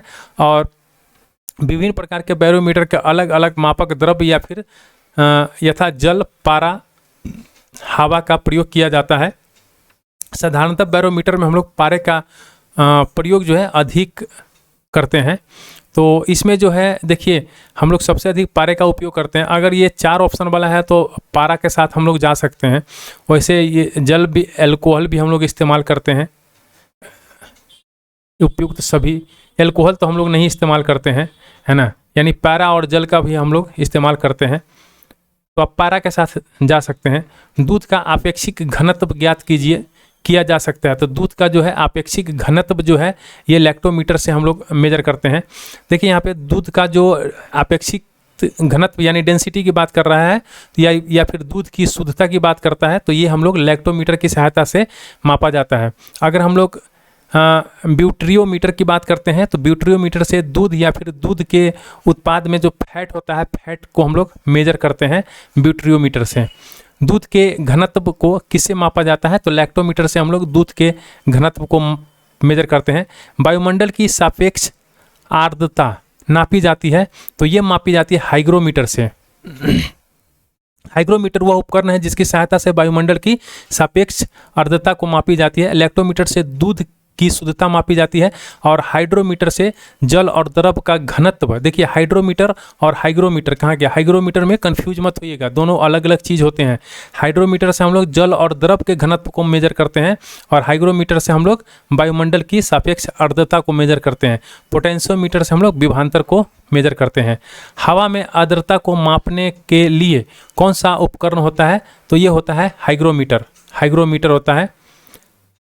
अगला क्वेश्चन है, कह रहा है कि वायु की आर्द्रता मापने के लिए कौन सा यंत्र प्रयोग में लाया जाता है, तो वायु की आर्द्रता मापने के लिए हम लोग हाइग्रोमीटर से मापा जाता है। तो वातावरणीय आर्द्रता की मानांकित करने का उपकरण निम्न में से कौन सा है, तो ये है हाइग्रोमीटर। आर्द्रता किस उपकरण से मापी जाती है, तो हाइग्रोमीटर से मापी जाती है। निम्नलिखित में से कौन सही सुमेलित है, तो देखिए सही सुमेलित है तो थर्मोरेसिस्टर की बात करते हैं तो ये इलेक्ट्रॉनिक थर्मामीटर है, थर्मोरेसिस्टर। अगर हम लोग संघात्रिक की बात करते हैं तो ये सुमेलित नहीं है। तो आइए हम लोग यहाँ पे देख लेते हैं। देखिए थर्मोरेसिस्टर्स की बात करते हैं तो यह एक उपकरण है जो इलेक्ट्रिक थर्मामीटर की भांति यह कार्य करता है और यह उपकरण जो है टेम्परेचर में परिवर्तन के साथ साथ अपने प्रतिरोधक में बदलाव करते रहता है। देखिए सूची 1 और सूची 2 का फिर हम लोग यहाँ पे कह रहा है कि मिलाप करने के लिए स्टेथोस्कोप जो डॉक्टर लोग इस्तेमाल करते हैं, जो कन्हा पे लटका के चलते हैं डॉक्टर लोग, उसी को बोलते हैं स्टेथोस्कोप। तो ये जो होता है हृदय की ध्वनि सुनने के लिए काम आता है स्टेथोस्कोप का। तो हाँ, ये हृदय की ध्वनि सुनने के लिए काम आता है, तो 1 का 3 हो जाएगा। स्फिग्नोमैनोमीटर जो होता है, जो हम लोग ब्लड का प्रेशर वगैरह मेजर करते हैं, तो ये हो जाएगा 4। और कैरोटोमीटर की बात अगर हम लोग कर लेते हैं तो ये होता है, देखिए कैरेट की बात यहाँ पे हम लोग कहते हैं ना कि 24 कैरेट सोना, शुद्ध सोना का हम मतलब चैन पहने हुए हैं, अंगूठी पहने हुए हैं, तो कैरेटो मतलब कैरेट यानी सोना की शुद्धता को मेजर करता है, तो ये हो गया। और लक्स मीटर की बात करते हैं तो लक्स मीटर जो होता है ये प्रकाश की तीव्रता को मापने का काम आता है, लक्स मीटर, तो ये हो जाता है 1। तो इस तरह इसका हो जाएगा सी। रक्तदाब हो जाता है, स्फिग्नोमैनोमीटर हो जाता है रक्तदाब के लिए। लेकिन निम्नलिखित में से किसे 1500 सेल्सियस से अधिक ताप मापन हेतु प्रयोग में लाया जा सकता है, तो ये हो जाता है पैरोमीटर। प्रकाश की तीव्रता नापने के लिए जिस उपकरण का उपयोग किया जाता है उसे क्या कहते हैं, तो उसे हम लोग कहते हैं लक्स मीटर। देखिए प्रकाश की तीव्रता की बात कर रहा है तो लक्स मीटर। राडार उपयोग में आता है। राडार जो होता है, राडार ये जो होता है रेडियो तरंग द्वारा वस्तुओं की स्थिति ज्ञात करने में, देखिए राडार में हम लोग रेडियो तरंग का इस्तेमाल करते हैं, और रेडियो तरंग के द्वारा जो होता है वस्तुओं की स्थिति को हम लोग ज्ञात करने में राडार का इस्तेमाल करते हैं। देखिए राडार का भी फुल फॉर्म पूछता है एग्जाम्स के अंदर, तो रेडियो डिटेक्शन एंड रैंगिंग होता है। सोनार का भी पूछता है और राडार का भी पूछता है, तो दोनों का आप ध्यान में रखिएगा, दोनों का काम वही है। दोनों का काम क्या है, वस्तु की स्थिति को पता लगाना। तो इसमें जो होता है रेडियो तरंग हम लोग इस्तेमाल करते हैं। कौन सा तरंग? रेडियो तरंग। राडार में रेडियो तरंग, और सोनार में आप मुझे कमेंट से लिखकर बताइए निम्न में से कौन सी राशि रिएक्टर पैमाने पर मापी जाती है। तो कौन सी राशि जो है ये रिएक्टर पैमाने पर मापी जाती है, तो भूकंप की तीव्रता। अगला क्वेश्चन है भूकंप की तीव्रता का मापन किया जाता है, तो भूकंप की तीव्रता का मापन जो है ये रिएक्टर पैमाने पे किया जाता है। रिएक्टर पैमाने मापने के लिए प्रयोग होता है, तो ये भूकंपीय लहरों का आयाम। भूकंप यानी अर्थक्वेक की तीव्रता मापी जाती है, तो अर्थक्वेक की तीव्रता जो है रिएक्टर पैमाने पे मापी जाती है। कौन सा सुमेलित नहीं है, तो देखिए ये रिएक्टर पैमाने पे हम लोग आर्द्रता नहीं मापते हैं बल्कि भूकंप की तीव्रता मापते हैं। बाकी तो सेल्सियस टेम्परेचर हो जाता है, RH गुणक जो होता है ये रक्त हो जाता है, और किलोवाट आवर जो होता है ये विद्युत हो जाता है। तो अब हम आपको बताए किए थे। ताप के निम्नलिखित में से किस पैमाने में ऋणात्मक मान नहीं होता है, तो ये होता है केल्विन। केल्विन के अंदर जो होता है ऋणात्मक मान नहीं होता, बल्कि सेल्सियस, आपके फ़ारेनहाइट और रिम्यूर पैमाने का मान जो होता है ऋणात्मक होता है। तो आप इसको ध्यान में रखिएगा, ये काफ़ी इंपॉर्टेंट है। देखिए सेल्सियस जो होते हैं फ़ारेनहाइट होते हैं, और रिम्यूर जो होते हैं इसके पैमाने जो होते हैं ऋणात्मक मान होता है, लेकिन केल्विन जो होता है ना, केल्विन का मान जो है ऋणात्मक नहीं होता है। यहाँ पे कह रहा है, अगला क्वेश्चन से कह रहा है कि भूकंप मापी यंत्र की बात कर रहा है, तो ये हो जाता है सिस्मोग्राफ। सिस्मोग्राफ जो होता है ये भूकंप मापी यंत्र कौन सा है, तो सिस्मोग्राफ। देखिए यहाँ पे सिस्मोग्राफ जो होता है ये भूकंपीय तीव्रता को मापने वाला यंत्र है, सिस्मोग्राफ। तो आप इसको ध्यान रखिएगा। और जो होता है कैस्कोग्राफ, ये पौधे की वृद्धि को मापने का एक यंत्र है, क्रैस्कोग्राफ, जिसका आविष्कार जो है भारतीय वैज्ञानिक जगदीश चंद्र बोस ने वर्ष 1900 में किया था। अगर हम लोग बात करते हैं रेनगेज, तो ये होता है वर्षा मापी यंत्र होता है। रेनगेज जो होता है, रेनगेज ये होता है वर्षा मापी यंत्र होता है। अगर हम लोग गीगर काउंट की बात करते हैं, गीगर काउंट ये जो होता है ये पार्टिकल डिटेक्टर होता है, पार्टिकल डिटेक्टर होता है। गीगर काउंट जो होता है ये क्या होता है, पार्टिकल डिटेक्टर होता है, जो आयनित विकिरण को मापता है। देखिए भूकंप की तीव्रता किससे मापी जाती है, तो भूकंप की तीव्रता जो होता है सिस्मोग्राफ से मापी जाती है। निम्नलिखित युक्तियों में से किसके द्वारा भूकंप की तीव्रता का मापन किया जाता है, तो ये हो जाता है सिस्मोग्राफ के द्वारा। सिस्मोग्राफ क्या रिकॉर्ड करता है, तो ये हो जाता है भूचाल। यहाँ पे कुछ मिलान दिए हुए हैं, तो आइए हम लोग इसको फटाफट देख लेते हैं। देखिए ये भूकंप क्या है, सिस्मोग्राफ। तो 1 का 2 ऊंचाई तो होता है ना, ऊंचाई जो होता है अल्टीमीटर हो जाता है, तो 3 B का। विद्युत धारा जो होता है ये एमीटर हो जाता है, तो ये 1 हो जाता है। और प्रतिरोध जो होता है रेसिस्टेंस ओम हो जाता है, तो ये 4 हो जाता है। तो इस तरह से हम लोग देखेंगे 2 3 1 4 2 3 2 3 1 4, तो इसका हो जाएगा A। Fathometer, barometer, hygrometer, altimeter. Altimeter से हम लोग हाइट मापते हैं, हाइट ऊंचाई 3। हाइग्रोमीटर से हम लोग क्या मापते हैं, ये आर्द्रता मापते हैं ना हाइग्रोमीटर से, हाइग्रोमीटर से, तो ये हो जाता है 2। और बैरोमीटर से हम लोग क्या मापते हैं, वायुमंडलीय दाब। और फैदोमीटर से हम लोग समुद्र की गहराई मापते हैं। तो इस तरह आपका हो जाएगा कौन, 4 1 2 3, 4 1 2 3, तो ये हो जाएंगे बी। फैदोमीटर से हम लोग समुद्र की गहराई मापते हैं। देखिए एनीमोमीटर, सिस्मोग्राफ, बैरोग्राफ और हाइग्रोमीटर। तो हाइग्रोमीटर से आर्द्रता तो 4, ठीक है। बैरोग्राफ, बैरोग्राफ से वायु का वेग में भी। सिस्मोग्राफ, सिस्मोग्राफ से भूकंप तो 1। देखिए बी का 1, बी का 1 तो इस तीनों में दिया हुआ है, ठीक है। और अगर हम लोग हाइग्रोमीटर की बात कर लेते हैं तो 4, तो इसमें जो है 4, तो ये हो जाएंगे डी, बाकी कोई नहीं होगा, ठीक है। ये 4 होंगे, हमको 2 मिल गया ना, तो हम इसी से हम आंसर को लगा सकते हैं ना, ठीक है। अब एनीमोमीटर की बात कर लेते हैं। तो एनीमोमीटर जो होते हैं ये वायु का वेग मापता है, एनीमोमीटर। अगर हम लोग सिस्मोग्राफ की बात, ये हो गया। बैरोग्राफ, बैरोग्राफ जो होता है ये वायुमंडलीय दाब मापता है। और हाइग्रोमीटर जो होता है यह आर्द्रता मापता है। यहाँ पे दिया हुआ भी है, एनीमोमीटर जो होता है वायु का वेग मापता है, सिस्मोग्राफ जो होता है भूकंप, और बैरोग्राफ जो होता है वायुमंडलीय दाब, और हाइग्रोमीटर जो होता है ये आर्द्रता मापता है। फिर यहाँ पे कह रहा है कि निम्नलिखित कौन सुमेलित नहीं है। तो देखिए सुमेलित नहीं है तो सिस्मोमीटर की बात कर रहा है यहाँ पे, और पृष्ठ तल की वक्रता ये जो है सुमेलित नहीं है। बाकी जब से सुमेलित है। देखिए मैनोमीटर की बात करते हैं तो ये दाब, और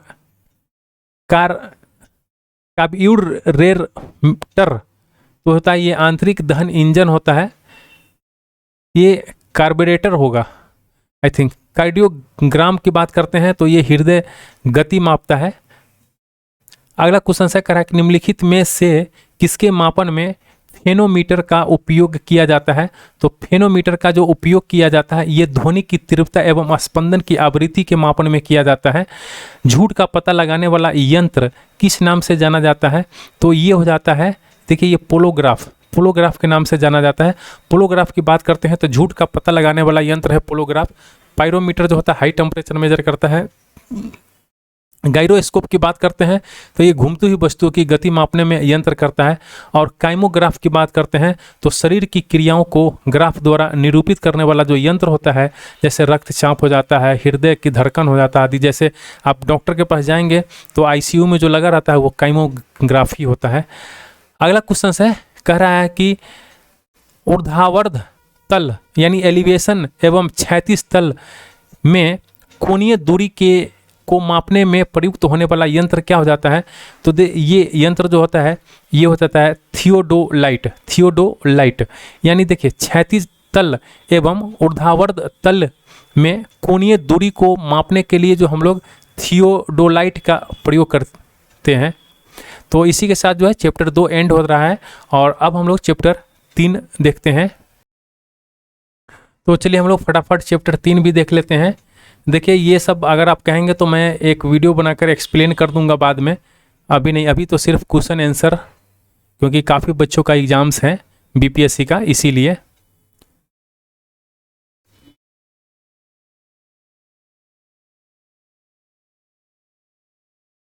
देखिए यहाँ पे कह रहा है, पहला क्वेश्चन है, कह रहा है कि न्यूटन के गति का पहला नियम जाना जाता है।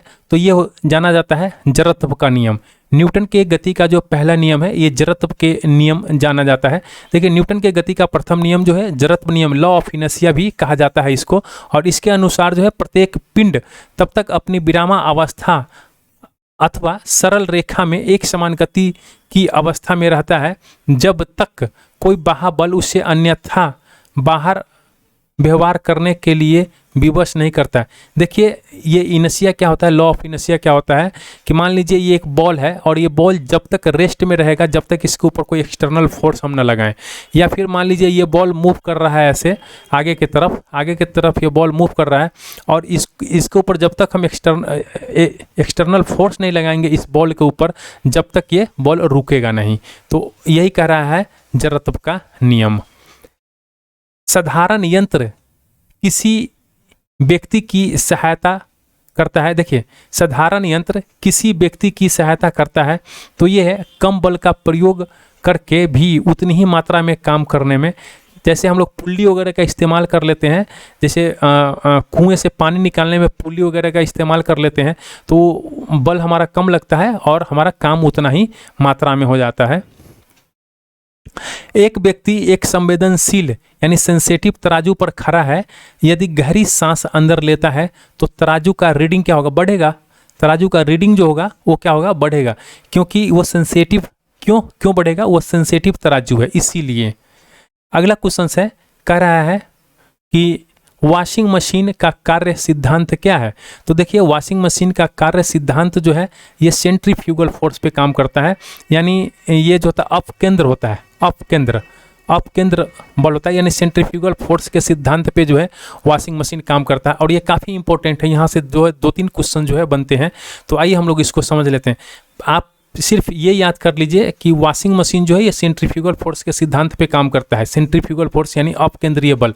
देखिए वह प्रतिक्रिया बल जो परिणाम में अभिकेंद्रीय बल के बराबर होता है, परंतु जिसकी दिशा अभिकेंद्रीय बल के विपरीत अर्थात केंद्र से बाहर की ओर होता है, उसको हम लोग बोलते हैं अपकेंद्रीय बल यानी सेंट्रीफ्यूगल फोर्स। देखिए मान लीजिए ये है और ये हमारा सेंटर है ना, तो सेंटर से बाहर के तरफ जो है किसी भी सामान को फेंकता है तो उसको हम लोग बोलते हैं अपकेंद्रीय बल। जैसे वॉशिंग मशीन में हम लोग कपड़ा डाल देते हैं और जो हाई स्पीड पे, जैसे ड्रायर जो होता है उसके अंदर जो हाई स्पीड पे जब हम उसको ड्रायर को करते हैं, कपड़ा सुखाने का काम जब करते हैं, तो जब कपड़ा सूख जाता है उसके अंदर मशीन जो है 1 मिनट के बाद जब बंद होता है तो आप देखते होंगे कि उसके जो वाल होते हैं, वाल उससे जो है कपड़ा चिपका हुआ रहता है और बीच में जो है खाली रहता है। यानी क्या होता है कि वो बाहर की तरफ फेंकता है, बाहर की तरफ फेंकता है, यानी सेंट्रीफ्यूगल फोर्स है, सेंट्रीफ्यूगल फोर्स यानी बाहर की तरफ फेंकता है। और जो सेंट्रीपिटल फोर्स होता है वो केंद्र की तरफ फेंकता है, यानी किसी भी चीज़ को केंद्र की तरफ एक इकट्ठा करता है। तो यहाँ पे जो है काफ़ी एग्जाम्पल है। देखिए कपड़ा साफ करने की मशीन, दूध से मक्खन निकालने की मशीन आदि जो है अपकेंद्रीय बल के सिद्धांत पर काम करता है। तो ये दोनों जो है आप इसको याद कर लीजिएगा, है ना। दूध से जब हम लोग मक्खन निकालते हैं तो ये किस सिद्धांत पे काम करता है, तो ये अपकेंद्रीय बल के सिद्धांत पर काम करता है। अगला क्वेश्चन है, कह रहा है कि प्रक्षालन मशीन की कार्य प्रणाली का सिद्धांत है। तो प्रक्षालन मशीन का जो होता है ये अपकेंद्रीय होता है। निम्नलिखित में से कौन सी राशि वेक्टर नहीं है, यानी सदिश राशि नहीं है। तो देखिए ये वॉल्यूम जो होता है ना, वॉल्यूम जो होता है ये वेक्टर नहीं है। तो देखिए विस्थापन जो है, बल जो है ये और वेग जो है ये वेक्टर है। विस्थापन मतलब होता है डिस्प्लेसमेंट और बल मतलब होता है फोर्स और वेग मतलब होता है वेलोसिटी। देखिए यहाँ पे जो होता है जो अदिश राशि हैं यानी वेक्टर क्वांटिटी हैं, तो उसमें जो हम लोग देखते हैं बल है, वेग है, विस्थापन है, त्वरण है, संवेग है, आवेग है, ये आदि जो होते हैं ये सदिश राशि हैं, जबकि आयतन अदिश राशि है। ठीक है, यहाँ पे हम लोग देख लेते हैं बल, वेग, विस्थापन, त्वरण, संवेग, आवेग, ये सब जो है सदिश राशियां हैं और आयतन जो है हमारा ये कौन सा है, अदिश राशि है। तो यहाँ पे हमसे पूछा है कि सदिश राशि वेक्टर क्वांटिटी, तो ये सब जो है ये वेक्टर क्वांटिटी है, आप इसको ध्यान में रखिएगा। निम्नलिखित में से कौन सी एक सदिश राशि है, तो सदिश राशि कौन सा है इसमें से, तो यह है संवेग। संवेग जो है सदिश राशि है यानी वेक्टर क्वांटिटी है। देखिए बच्चे को सब कुछ आता है लेकिन एग्जाम में कंफ्यूज अधिक कर जाते हैं बच्चे, जिसके कारण से क्वेश्चन को गलत करते हैं। तो आप बार बार जब किसी भी चीज़ को प्रैक्टिस कीजिएगा ना तो आपका जो है एक्यूरेसी बढ़ेगा इससे।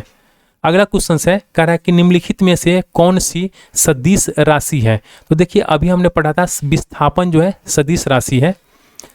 पदार्थ के संवेग यानी मोमेंटम और वेग के अनुपात में कौन सी भौतिक राशि प्राप्त की जाती है। तो देखिए मोमेंटम होता है ना, मोमेंटम यानी क्या होता है, P = mv।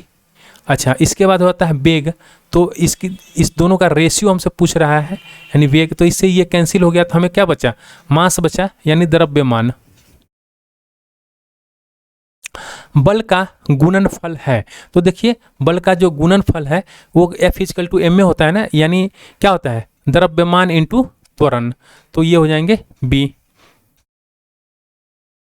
यदि किसी धन के आयतन और पृष्ठ क्षेत्रफल को निरूपित करने वाली संख्या समान हो तो उस घन के किनारे की लंबाई की माप इकाई में होगी। देखिए यहाँ पे कह रहा है कि आयतन और पृष्ठ का क्षेत्रफल जो है, ये घन की बात कर रहा है, घन की बात कर रहा है।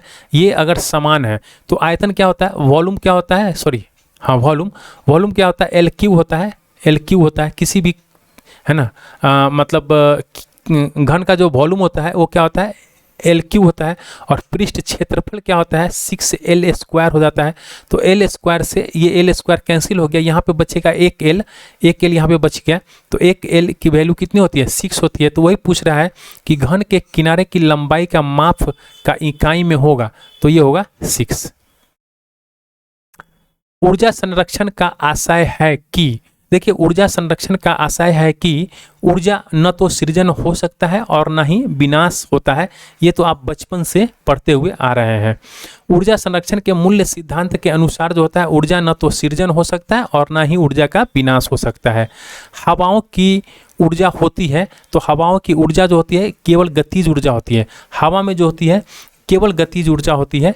देखिए बहती हुई हवा यानी विंड में केवल जो होती है काइनेटिक एनर्जी होती है, गतिज ऊर्जा होती है। और हवाओं की गतिज ऊर्जा को ऊर्जा के अन्य रूपों जैसे विद्युत यांत्रिक ऊर्जा में परिवर्तित किया जा सकता है। जैसे विद्युत ऊर्जा या फिर यांत्रिक ऊर्जा में इसको परिवर्तित किया जाता है। विंड पावर में ऊर्जा का कौन सा रूप विद्युत ऊर्जा में परिवर्तित होता है, तो गतिज ऊर्जा जो होता है ये विद्युत ऊर्जा में परिवर्तित हो जाता है। एक ट्रेन जैसे ही चलना आरंभ करती है, उसमें बैठे हुए यात्री का सिर पीछे की ओर झुक जाता है। इसका कारण क्या है, तो ये है इसका कारण जो है स्थिरता का जड़त्व। देखिए ट्रेन रुकी हुई होती है तो वो स्थिर अवस्था में होती है, स्थिर का तो उसके अंदर क्या लगता है, स्थिरता का जड़त्व होता है। बस सिर्फ इतना ही समझिए। अगर चलती हुई ट्रेन होती है और अचानक रुक जाती है और आदमी आगे की तरफ झुक जाता, तब इसमें कौन सा होता है, आप मुझे कमेंट्स करके बताइए। अगला क्वेश्चन कह रहा है कि एक पूर्णतः घर्षणहीन यानी कंप्लीटली फ्रिक्शनलेस सरफेस पर खड़ा एक व्यक्ति सीटी बजाने से अपने को गति में ला सकता है। ये था एसर्शन। और रीजन की देखते हैं, यदि किसी तंत्र पर कोई बाह्य बल क्रियाशील नहीं है तो इसका संवेग h परिवर्तित नहीं हो सकता है। तो देखिए ये एसर्शन और रीजन दोनों सही है, ये दोनों सही हैं। और ये जो रीजन है वो एसर्शन का सही स्पष्टीकरण नहीं है। सड़क पर चलने की अपेक्षा बर्फ पर चलना कठिन है। क्यों बर्फ पे चलना कठिन है, क्योंकि देखिए बर्फ में सड़क की अपेक्षा घर्षण कम होती है, इसी के कारण। निम्न कथन पर तथा उसमें निकाले गए निष्कर्ष पर विचार कीजिए तथा बताइए कि कौन सा निष्कर्ष सही है। देखिए भरी हुई गाड़ी को चलाने में उसे चलायमान रखने के लिए आवश्यक ताकत की अपेक्षाकृत अधिक ताकत से धक्का देना पड़ता है। तो ये है, एक बार गाड़ी चल पड़ने के बाद घर्षण कम होता है। अगला क्वेश्चन है, कह रहा है कि एक मनुष्य स्थिर नाव में 5 मीटर प्रति सेकंड की चाल से कूदा और नाव जो है वो 0.5 मीटर प्रति सेकंड की चाल से खिसकी।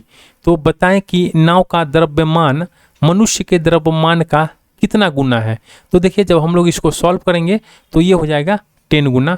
आप इसको एक बार देख लीजिएगा अपने बुक से। कह रहा है कि एक ट्रक, एक कार और एक मोटरसाइकिल की गतिज ऊर्जा यानी काइनेटिक एनर्जी समान है।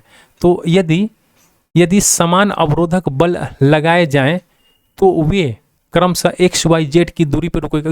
वे जो देखिए, अगर एक ट्रक है, एक कार है और एक मोटरसाइकिल है, ठीक है, और इसके जो है गतिज ऊर्जा यानी काइनेटिक एनर्जी तीनों का कह रहा है कि समान है, तो उसके ऊपर अगर हम लोग एक बल लगाते हैं, सेम बल जो है ट्रक के ऊपर लगा रहे हैं, कार के ऊपर लगा रहे हैं और मोटरसाइकिल के ऊपर लगा रहे हैं रोकने के लिए, तो वो तीनों जो है सेम डिस्टेंस दूरी तय करके रुकेगा। सेम डिस्टेंस दूरी जो है तीनों तय करके रुकेगा। देखिए दो समान द्रव्यमान की वस्तु की गतिज ऊर्जा का अनुपात जो है इतना है, तो उसके वेगों का अनुपात कितना होगा। देखिए यहाँ पे कह रहा है कि काइनेटिक एनर्जी जो है ना, काइनेटिक एनर्जी क्या होता है, हाफ एम वी स्क्वायर होता है काइनेटिक एनर्जी। तो कह रहा है कि दो समान द्रव्यमान और वस्तु की गतिज ऊर्जा का अनुपात जो है ये इतना है। तो यहाँ पे आप देखिए काइनेटिक एनर्जी होता है हाफ एम वी स्क्वायर। तो यहाँ पे क्या हो जाएगा, देखिए दो समान मतलब दो वस्तु की बात कर रहा है, तो एक का हो जाएगा half M V one square और दूसरे का हो जाएगा half M V two square. देखिए यहाँ पे हमने एम ये और इस एम को सेम क्यों रखा है, क्योंकि कह रहा है कि दो समान द्रव्यमान, यानी द्रव्यमान जो है समान है दोनों का। तो इस दोनों से ये कैंसिल हो जाएगा और इसका रेशियो हमें दे रखा है 4/9। तो देखिए V1/V2 की अगर हम लोग बात करते हैं तो ये 2/3 हो जाएगा इसका आंसर। ठीक है, तो ये हो जाएगा 2/3।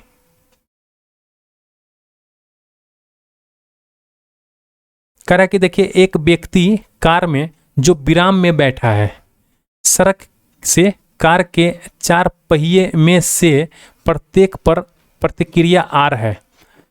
जब कार सीधी समतल सड़क पर चलेगी तो अग्र पहिए में प्रत्येक पर प्रतिक्रिया में क्या परिवर्तन आएगा, तो ये R से कम होगा।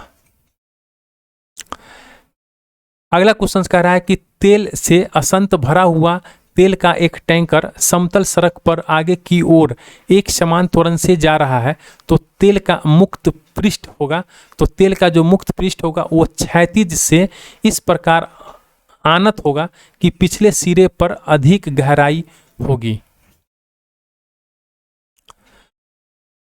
निम्न कथनों पर विचार कीजिए। कह रहा है कि एक तीक्ष्ण वृत्ताकार पथ पर तीव्र गति से जाता हुआ 4 पहिए वाला वाहन बाहरी पहियों पर उल्टेगा, अंदर के पहियों पर उल्टेगा, बाहर की तरफ फिसलेगा, अंदर के तरफ फिसलेगा। इनमें से कौन सा कथन सही है, तो ये है 1 और 3। देखिए 1 और 3 जो है ये सही है, यानी बाहरी पहियों पर उल्टेगा और बाहर की तरफ फिसलेगा। अगला क्वेश्चन है, कह रहा है कि त्वरण ज्ञात करने का सही सूत्र क्या है। तो त्वरण जो होता है ये ज्ञात करने का सही सूत्र है आपको ये वाला, ठीक है, change in velocity divided by time, इसी को हम लोग त्वरण कहते हैं। तो change in velocity divided by time. अब इसी के साथ जो है ये चैप्टर एंड होता है और नेक्स्ट चैप्टर जो है गुरुत्व के अधीन की गति, अब ये शुरू हो रहा है। तो चलिए इसको भी हम लोग एक नज़र से फटाफट देख लेते हैं। तो यहाँ पे हम लोग थोड़ा सा देख लेते हैं गुरुत्व के अधीन गति, ये चैप्टर है और इसमें जो है देखिए यहाँ पे कह रहा है कि ग्रहों की गति। तो ग्रहों की गति क्या होती है, ये हमारा सूर्य है और सूर्य के जो चारों तरफ मतलब कुछ पिंड जो हैं गति करते हैं, अब मतलब ऑर्बिट में घूमते रहता है, तो उसी को हम लोग क्या कहते हैं, प्लैनेट कहते हैं, यानी ग्रह कहते हैं। देखिए सूर्य के चारों ओर कुछ पिंड अपनी कक्षाओं यानी ऑर्बिट में परिक्रमण करते हैं, तो उसे हम लोग क्या बोलते हैं, ग्रह। और कुछ मतलब पिंड जो है, कुछ पिंड जो है इस ग्रह के चारों तरफ घूमता है, उसे हम लोग उपग्रह कहते हैं। ठीक है, तो अगर हम लोग बात कर लेते हैं पृथ्वी, तो पृथ्वी का एक उपग्रह है, कौन है आप मुझे कमेंट्स में लिखकर बताइएगा। वैसे मून शायद होना चाहिए।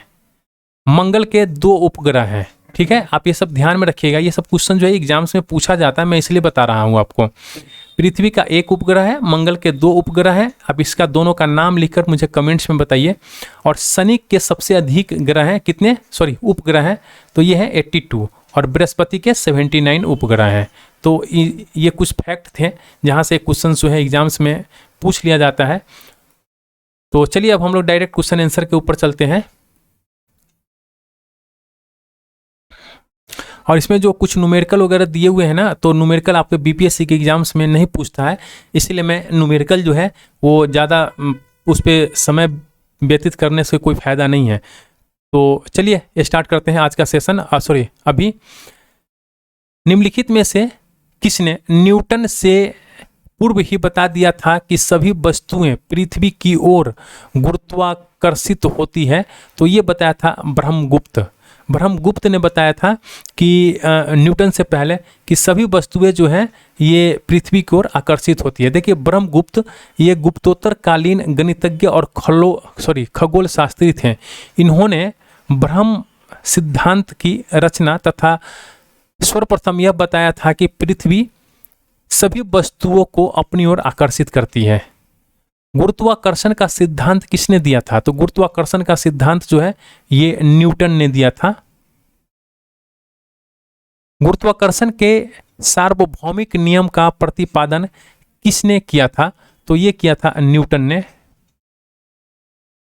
अंतरिक्ष यात्री निर्वात में सीधे खड़े नहीं रह सकते। क्यों? क्योंकि गुरुत्व नहीं होती है वहां पे। अंतरिक्ष यान जो चक्कर लगा रहे हैं से एक सेब छोड़ा जाता है तो वह, देखिए अगर हम लोग अंतरिक्ष कह रहा है कि अंतरिक्ष यान जो है जो चक्कर लगा रहे हैं और उसमें से एक अगर सेब छोड़ दिया जाए तो वह सेब कहाँ जाएगा? तो वो अंतरिक्ष यान के साथ साथ उसी गति में गतिवान होगा। पीसा की झुकी हुई मीनार गिर नहीं जाती क्योंकि ये गुरुत्व केंद्र से जाने वाली ऊर्ध्वाधर लाइन यानी तल के अंदर रहती है, इसीलिए। अगला क्वेश्चन है, कह रहा है कि यदि पृथ्वी और सूर्य की दूरी जो है उसके स्थान पर दोगुनी होती तो सूर्य द्वारा पृथ्वी पर गुरुत्वाकर्षण बल जो पड़ता वो कितना होता? तो अब जितना है उसका चौथा भाग हो जाता। और इस तरह हम लोग यहाँ से है ना उसको डिराइव करके समझ सकते हैं। आप देख सकते हैं यहाँ पे जब कोई वस्तु ऊपर से गिराई जाती है तो उसका भार होता है। तो देखिए जब कोई वस्तु ऊपर से गिराई जाती है तो उसका भार जो होता है ना अपरिवर्तित रहता है। लकड़ी लोहे मोम के समान आकार के टुकड़ों को समान ऊंचाई से पृथ्वी पर गिराया जाता है। कौन सा टुकड़ा सर्वप्रथम पृथ्वी पर के सतह पर पहुंचेगा? तो देखिए ये पहुंचेगा, सभी एक साथ पहुंचेंगे। अगला क्वेश्चन है, कह रहा है कि हवा में लोहे और लकड़ी के समान भार की गेंद की समान ऊंचाई से गिरने पर, देखिए ये लकड़ी की गेंद बाद में गिरेगी। यहाँ पे क्यों ऐसा हुआ? क्योंकि यहाँ हवा की बात कर रहा है और यहाँ पे जो होगा आपको निर्वात की बात कर रहा होगा। अगर यहाँ पे किसी की बात नहीं कर रहा है तो समझिए कि निर्वात की बात कर रहा है, यानी वैक्यूम की बात कर रहा है यहाँ पे। अगला क्वेश्चन है, कह रहा है कि दो गेंद ए और बी क्रमशः 10 किलोग्राम और 1 किलोग्राम की है, उन्हें 20 मीटर की ऊंचाई से एक साथ गिराया जाता है, तो निम्नलिखित में से कौन सा सही है? तो देखिए भूमि पर दोनों ए और बी जो है एक साथ पहुंचेंगे। अगला जो क्वेश्चन है, कह रहा है कि ये कथन है, चंद्रमा पर मानव का वजन पृथ्वी की तुलना में 1/6 रहता है। तो ये बिल्कुल सही है, चंद्रमा पर पृथ्वी की तरह गुरुत्वाकर्षण नहीं है, ये गलत है। देखिए इसका हो जाएगा सी, कथन सही है परंतु कथन सही है और कारण जो है गलत है। ये तो मैंने पहले ही आपको बताया है। इसको थोड़ा सा देख लीजिए, यहां से डायरेक्ट क्वेश्चन पूछता है। देखिए चंद्रमा पृथ्वी का एक उपग्रह है। चंद्रमा जो है अभी हमने आपको बताया था ऊपर, है ना, कमेंट्स में लिखने के लिए भी बोला था। तो चंद्रमा जो है ये पृथ्वी का एक उपग्रह है और चंद्रमा की गुरुत्वीय त्वरण का मान जो होता है पृथ्वी पर जी के मान का 1/6 भाग होता है। यानी ये मून है, समझ लीजिए इसको, एक मून है, ये मून है और ये हमारा अर्थ है, ये हमारा अर्थ है। तो अर्थ पे अगर मान लीजिए गुरुत्वाकर्षण अगर 1 है तो यहाँ पे जाकर कितना हो जाएगा? 1/6 हो जाएगा। बस इसी को आपको ध्यान में रखना है, ठीक है। तो देखिए पृथ्वी पर जो जी का मान होता है ना, जी का मान मान लीजिए यहाँ पे जी है तो यहाँ पे जाकर कितना हो जाएगा? g/6 हो जाएगा, यानी 1/6 भाग हो जाता है। इसीलिए चंद्रमा पर व्यक्ति का भार जो है ये पृथ्वी पर उसके भार का 1/6 भाग होगा। इस प्रकार कथन जो है, कथन सही है जबकि कारण जो है सही नहीं है। किसी पिंड का भार क्या होता है? तो ध्रुवों पर सबसे अधिक होता है। देखिए ध्रुव जो होते हैं, ध्रुव के ऊपर इसका भार जो होता है किसी पिंड का वो सबसे अधिक होता है। गुरुत्वीय त्वरण का मान जो होता है ये भूमध्य रेखा पर सबसे कम, इस लाइन को आप याद कर लीजिए, यहाँ से डायरेक्ट क्वेश्चन पूछे जाते, इसलिए मैं एक्सप्लेन भी आपको कर रहा हूँ थोड़ा थोड़ा। देखिए गुरुत्वीय त्वरण का मान जो है ये भूमध्य रेखा पर सबसे कम होता है और ध्रुव पर सबसे अधिक होने के कारण, तो इसको आप याद कर लीजिए। कहाँ सबसे कम होता है? गुरुत्वीय त्वरण का मान भूमध्य रेखा पर सबसे कम होता है और ध्रुव पर सबसे अधिक होता है, सबसे अधिक होता है। होने के कारण जो है ये पिंड का भार जो कि द्रव्यमान एवं गुरुत्वीय त्वरण के गुणनफल के बराबर होता है, भूमध्य रेखा पर न्यूनतम और ध्रुव पर सबसे अधिक होता है। मानव शरीर का भार होता है, तो मानव शरीर का भार जो होता है ये ध्रुव पर सबसे अधिकतम होगा। क्यों होगा अधिकतम भैया? आप मुझे कमेंट्स में लिखकर बताइएगा। देखिए यहाँ पे क्योंकि ध्रुवों पर सबसे अधिक होता है क्या? गुरुत्वीय त्वरण, इसीलिए मानव का शरीर का भार जो होगा ये ध्रुवों पर सबसे अधिक होगा। एक पिंड का अधिकतम भार निम्नलिखित में से किस में होता है? तो एक पिंड का जो अधिकतम भार होगा वो होगा आपको हाइड्रोजन में। देखिए किसी पिंड का द्रव्यमान सदैव नियत रहता है और उसका भार जो है ये दो चीजों पर निर्भर करता है, एक तो गुरुत्व बल पर और दूसरा होता है पिंड पर लगने वाला उपेक्ष बल। यानी दिए गए विकल्प में हाइड्रोजन सबसे हल्का और विरल माध्यम है, अतः उसके द्वारा लगाया गया उत्क्षेप बल सबसे कम होगा, अतः पिंड का भार जो होता है वो हाइड्रोजन में सर्वाधिक होगा। अगला क्वेश्चन है, कह रहा है कि गुरुत्व के अधीन विरामा अवस्था से मुक्त रूप से गिरने वाले किसी कण के मामले में समय और विस्थापन का विवरण किससे सही दर्शाता है? तो ये है ग्राफ ए। अगला क्वेश्चन है, कह रहा है कि एक चिकना आनत तल क्षैतिज के साथ 0 डिग्री कोण पर आनत है, जैसे दी गई आकृति में दिखाया गया है। एक पिंड विरामा अवस्था से प्रारंभ कर आनत पृष्ठ पर से नीचे की ओर फिसलता है, आधास्थल तक पिंड को पहुंचने में लगा समय। तो देखिए ये जो होगा ये हम लोग इसको डिराइव करेंगे और डिराइव करेंगे तो हमारा कुछ इस तरह के आएगा आंसर। तो ये आपके एग्जाम्स में नहीं पूछा जाता है, इसीलिए आप इसको छोड़ दीजिए। वैसे आप इसका आंसर आप जानना चाहते हैं तो जान लीजिए, इसका आंसर सी है। एक ऊंची इमारत से एक गेंद इतना मीटर प्रति सेकंड के त्वरण से एक साथ गिराई जाती है तो 3 सेकंड बाद उसका वेग क्या होगा? तो इस तरह ये फार्मूला है v=u+80। अब इसमें आप इसको रखिएगा तो ये 29.4 मीटर पर सेकंड होगा। यदि पृथ्वी का द्रव्यमान वही रहेगा और त्रिज्या 1% से कम हो जाए तो पृथ्वी के तल पर g का मान कितना होगा? तो ये होगा आपको 2% बढ़ा हुआ मिलेगा। विनाशकारी भूकंप के गुरुत्व के कारण त्वरण होता है, तो ये त्वरण कितना होता है? तो ये त्वरण जो होता है 980 सेंटीमीटर पर सेकंड से ज़्यादा होता है। अगला क्वेश्चन है, कह रहा है कि एक वस्तु का पृथ्वी पर द्रव्यमान 100 किलोग्राम है और अगर चंद्रमा पर गुरुत्वीय जनित त्वरण g/6 है तो चंद्रमा पर वस्तु का द्रव्यमान कितना होगा? तो 100/।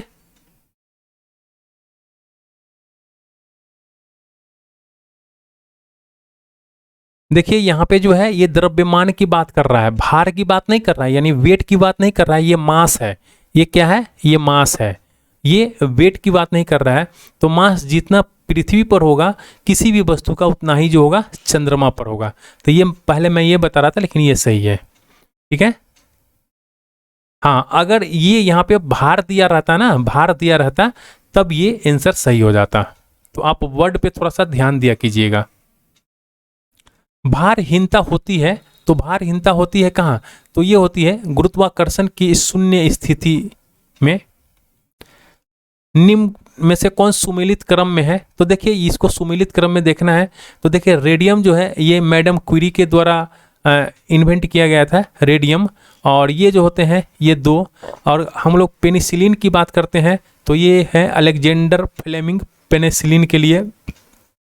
एक्सरे का बात करते हैं तो ये है W.K. रोएंटजेन। और चेचक के बात करते हैं तो एडवर्ड जेनर जो है ये चेचक के हैं, एडवर्ड जेनर। तो इससे इसका हो जाएगा ए। पृथ्वी अपनी कक्ष में लगभग 4400 किलोमीटर प्रति घंटा की गति से घूमती है। इस तेज गति को हम अनुभव क्यों नहीं करते हैं? तो इसलिए अनुभव नहीं करते हैं कि अपने कक्ष में पृथ्वी की गति की अपेक्षा में हमारी गति जो है क्या है, वो शून्य है, इसीलिए हमें अनुभव नहीं होता है। देखिए, हम पृथ्वी की घूर्णन गति का अनुभव नहीं करते हैं क्योंकि अपने कक्ष में पृथ्वी की गति की आपेक्ष में हमारी गति क्या है, वो शून्य है। यदि पृथ्वी का गुरुत्वाकर्षण बल अचानक लुप्त हो जाता है तो निम्न में से कौन सा परिणाम सही होगा? तो देखिए, वस्तु का भार शून्य हो जाएगा और परंतु द्रव्यमान वही रहेगा। वस्तु का भार क्या हो जाएगा? शून्य हो जाएगा। पृथ्वी की सतह के निकट किसी पिंड पर लगने वाले पृथ्वी का गुरुत्वाकर्षण बल यदि अचानक लुप्त हो जाए तो वस्तु का भार जो होगा वो शून्य हो जाएगा, लेकिन द्रव्यमान वही रहेगा। पृथ्वी के चारों ओर परिक्रमा कर रहा कृत्रिम उपग्रह इसीलिए पृथ्वी पर नीचे नहीं गिरता क्योंकि पृथ्वी का आकर्षण उसकी गति के लिए आवश्यक त्वरण प्रदान करता है, इसीलिए। अगला क्वेश्चन से कह रहा है कि एक भू उपग्रह अपने कक्ष में निरंतर गति करता है। यह अभिकेंद्र बल के प्रभाव से होता है जो प्राप्त होता है। तो ये प्राप्त होता है पृथ्वी द्वारा उपग्रह पर लगने वाले गुरुत्वाकर्षण से। अगला क्वेश्चन से कह रहा है कि कृत्रिम उपग्रह पृथ्वी से सुस्पष्ट से ट्रैक किया जा सकता है। तो ये ट्रैक किया जा सकता है डॉपलर इफेक्ट से। देखिए, कृत्रिम उपग्रह पृथ्वी से सुस्पष्टता से ट्रैक किया जा सकता है तो डॉपलर इफेक्ट से। अगला क्वेश्चन से कह रहा है कि अपने कक्ष में एक उपग्रह पृथ्वी के चक्कर लगाता रहता है, वह ऐसा निम्न में से किस कारण से करता है? तो वो करता है केंद्राभिमुखी बल के कारण। देखिए, उपग्रह अपने कक्ष में अभिकेंद्र बल के कारण जो है पृथ्वी का चक्कर लगाते रहता है। तो अभी केंद्र है ना, तो ये केंद्राभिमुखी यानी केंद्र की तरफ जो बल होता है। अगला क्वेश्चन से कह रहा है कि प्रकृति के ज्ञात बलों को 4 वर्गों में विभाजित किया जा सकता है, जैसे कि गुरुत्व, विद्युत चुंबक, दुर्बल नाभिकीय बल और प्रबल नाभिकीय बल।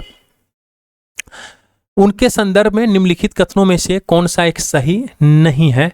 तो देखिए, ये जो है गुरुत्व चारों में से सबसे प्रबल है, ये जो है ये सही नहीं है। यहाँ पे नहीं की बात कर रहा है। तो देखिए, ये 4 आधारभूत बलों में गुरुत्वीय बल सबसे क्षीण बल है। ये क्वेश्चन पूछा भी गया है। गुरुत्वीय बल जो है ये क्या है? सबसे क्षीण बल है, जबकि सबसे प्रबल बल जो है ये नाभिकीय बल जो है ये सबसे प्रबल और समस्त मूलभूत बलों में से प्रबलतम है नाभिकीय बल। यहाँ पे देखिए, अगर हम लोग बात कर लेते हैं, इसको आप याद कर लीजिए। देखिए, यहाँ पे जो 4 फोर्स लग रहे हैं, कौन कौन सा? गुरुत्व, विद्युत और नाभिकीय। ठीक है, तो नाभिकीय बल जो होते हैं सबसे स्ट्रांग होते हैं और सबसे जो कम स्ट्रांग होते हैं वो कौन होते हैं? गुरुत्वीय बल जो होते हैं सबसे कम स्ट्रांग होते हैं। किसी लिफ्ट में बैठे हुए व्यक्ति को अपना भार कब अधिक मालूम पड़ेगा? जब लिफ्ट त्वरित गति से ऊपर जा रहा होगा। ये यहाँ पे लोलक की काल अवधि यानी टाइम पीरियड। देखिए, लोलक का जो टाइम पीरियड होता है वो लंबाई के ऊपर निर्भर करती है। तो देखिए, ये यहाँ पे दिया हुआ है कि लोलक की जो काल अवधि होती है उसकी लंबाई के ऊपर निर्भर करती है। और अगर उसका क्या फॉर्मूला होता है? T=2π√L/g। तो लोलक की लंबाई है L और जितना अधिक होगा उसकी काल अवधि उतनी ही अधिक होगी। और इसी बीपीएससी 2022 के अंदर पूछा गया है कि उसकी काल अवधि कितनी होती है। मतलब 1 सेकेंड, 2 सेकेंड, 3 सेकेंड, इस तरह कुछ ऑप्शन दिए हुए थे, आप एक बार ध्यान दीजिएगा। लोलक घड़ियां गर्मियों में सुस्त हो जाती है क्योंकि गर्मियों के दिन लंबे होते हैं, कुंडली में घर्षण होता है, नहीं, लोलक की लंबाई बढ़ जाती है।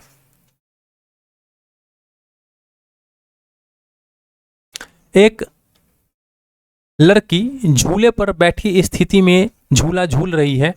उस लड़की के खड़े हो जाने पर प्रदोल आवर्त काल क्या होगा, तो देखिए ये कम हो जाएगा। प्रदोल आवर्त काल जो होगा, यानी जैसे ऐसे ऐसे झूला झूलते रहती है ना, ऐसे ऐसे अगर यहाँ पे खड़ा हो गई झूला के ऊपर, तो ये जो काल है ना ये कम हो जाएगा। देखिए लड़की झूले पर बैठी स्थिति में झूला झूल रही है, उस लड़की के खड़े हो जाने पर लोलक की प्रभावी लंबाई कम हो जाएगी। फलस्वरूप क्या होगा, उसका प्रदोल आवर्त काल जो होता है वो कम हो जाता है। एक सामान्य दोलक का दोलन चल रहा है, ऐसे में